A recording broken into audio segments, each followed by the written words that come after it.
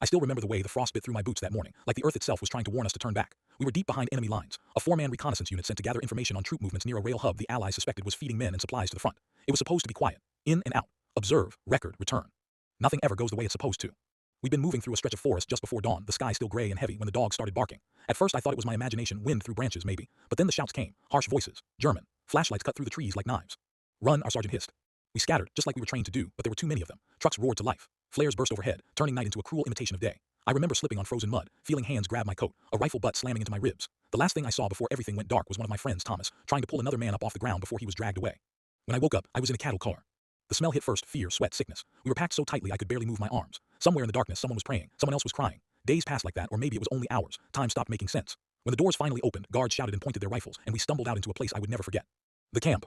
Barbed wire stretched as far as I could see. Watchtowers loomed overhead. The air was heavy with smoke and despair. We were stripped of our gear, our names replaced by numbers. I wasn't a soldier anymore. I was just another prisoner.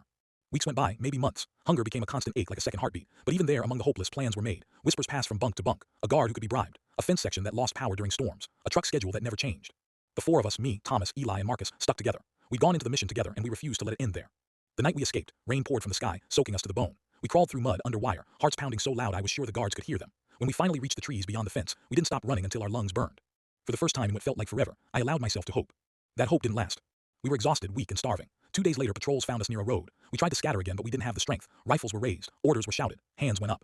They loaded us into the back of a truck, guards sitting across from us, weapons resting casually on their knees. The engine growled as we pulled away, the camp disappearing behind us. I remember thinking they were taking us back to die slowly instead of all at once. The truck slowed after a while, then it stopped. One of the soldiers turned and pointed at Thomas. You, out. Thomas met my eyes as he stood. He didn't say a word. Another soldier climbed down after him. The two of them walked a short distance away, boots crunching on gravel. Then there was a gunshot. Thomas fell forward, face first into the dirt. For a moment no one moved, then we understood. Panic surged through us. Eli tried to stand, shouting, and a rifle butt slammed into his chest. The guards were yelling now, dragging men from the truck one by one. Next. That word echoed in my head when they pointed at me. I climbed down, legs shaking, every step feeling like it might be my last. As I started walking, I heard a scuffle behind me. Marcus had thrown himself at one of the guards, fists flying, shouting like a madman. A second later, another prisoner joined him. That was the moment I knew. This was my chance.